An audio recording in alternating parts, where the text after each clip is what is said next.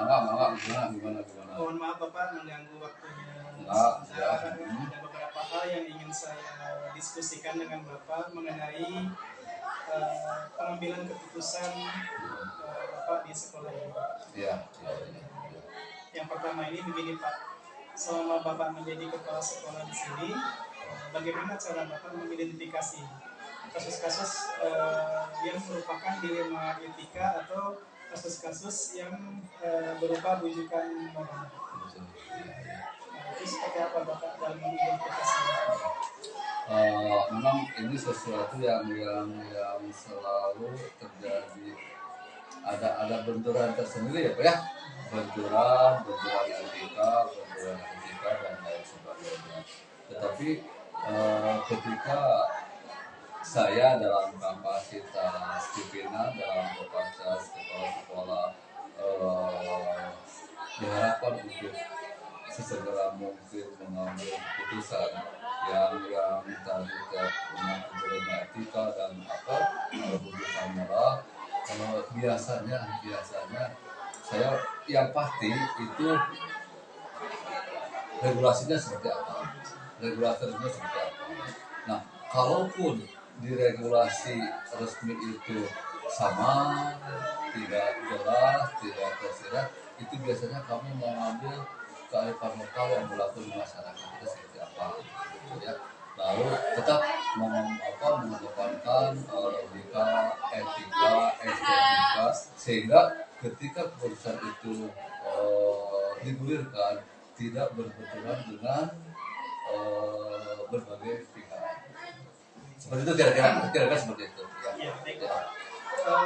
Dalam pengambilan keputusan tersebut, bagaimana Bapak caranya mengambil apabila ada kasus-kasus yang sama-sama benar? Ya.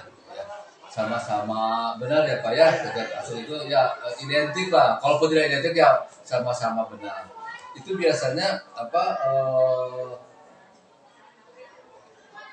skala prioritas seperti apa? Ya, skala prioritas. Saya selalu mengambil skala prioritas. Ketika ada dua kasus yang sama-sama benar. Saya lihat dulu skala prioritas yang mana yang didahulukan. Ya, sehingga dengan demikian tetap keputusan-keputusan yang diambil itu sejalan bisa sama dengan skala prioritas itu Pak. Kalau prosedurnya bagaimana? Kalau prosedurnya ketika misalkan saya mengambil keputusan itu tetap kalaupun keputusan itu diambil oleh pimpinan gitu ya, oleh seorang kepala sekolah, dalam mengambil keputusan itu biasanya saya suka berkoordinasi terus dengan Pak Hadi ya. Dalam koalisi sekolah kan Pak Hadi juga masuk di dalamnya. Saya selalu berkoordinasi, saya selalu mengajak musyawarah dengan rekan-rekan sesuai bidang tugasnya masing-masing, sehingga ketika keputusan itu sudah diambil sudah bulat. Lebih efektif. Betul, kira-kira gitu. Nah, yang berikutnya Pak, tantangannya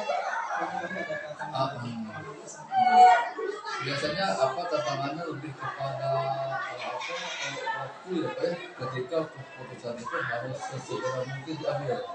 Sementara kita harus memikirkan apa dampak dari keputusan itu setelah diputuskan. Ya. Nah, tantangannya itu lebih kepada waktu.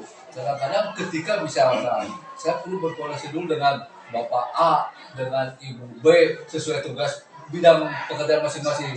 Jadi ya, itu setelah ada masukan, saya juga selalu memikirkan kembali baik buruknya gitu ya, dan itu selalu berpacu dengan waktu. Harus segera mungkin gitu ya, keputusan itu diambil, tapi dengan dengan tepat sasaran, kalau seperti itu. Bila ada kasus apakah ada jadwal tertentu, Bapak apakah punya jadwal tertentu dalam mengambil keputusan tersebut? Oke. Saya berusaha untuk selalu responsif terhadap berbagai permasalahan yang muncul, baik itu permasalahan di bidang kesiswaan ataupun permasalahan di bidang kepegawaian atau permasalahan apapun, saya selalu responsif terhadap berbagai permasalahan yang muncul. Kan tadi itu ya, kalau kita menunda saja, kita kan tidak bisa menerawang apa yang akan terjadi besok. Jadi saya selalu responsif untuk mengambil keputusan, walaupun itu tadi berbenturan dengan dilema etika atau bukan moral. Saya selalu secepatnya untuk secepatnya mengambil keputusan. Kira-kira seperti itu. Karena kalau misalkan saya menunda saja terhadap satu permasalahan yang muncul, itu kan belum tentu besok lusa tidak ada masalah. Ya harus segera. Jadi saya selalu responsif. Dari banyaknya kasus yang ada dan dihadapi oleh kepala sekolah, apakah ada hal-hal yang permudah dalam pengambilan keputusan? Saya sangat terbantu ya.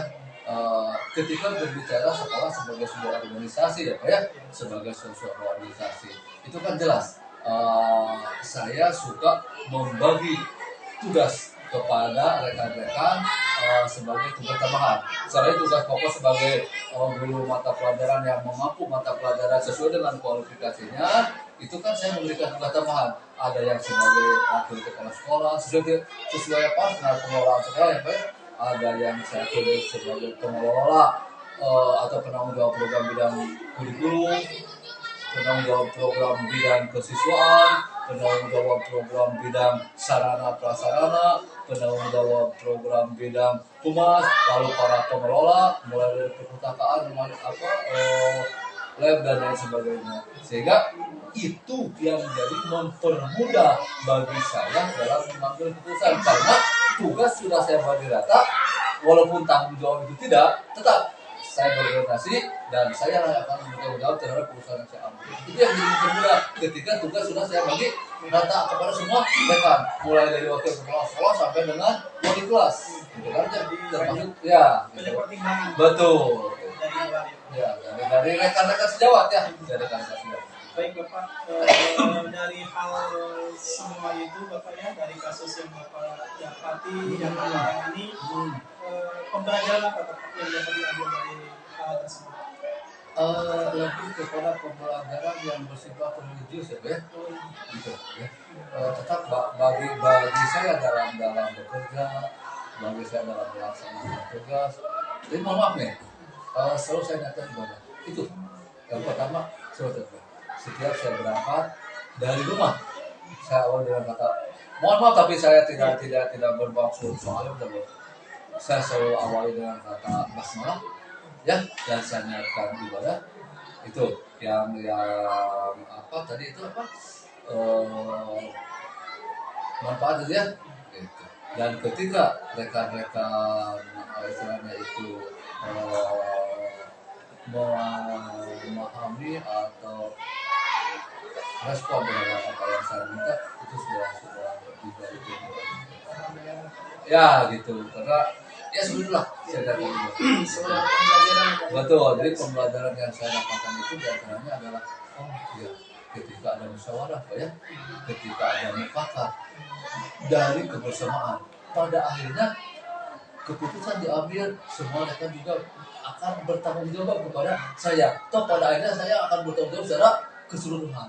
Jadi ketika ada musyawarah, ada mufakat, walaupun tadi berbenturan dengan dilema etika, berbenturan dengan bujukan moral dan lain sebagainya, ketika ada musyawarah, ketika ada mufakat, muncul kebersamaan.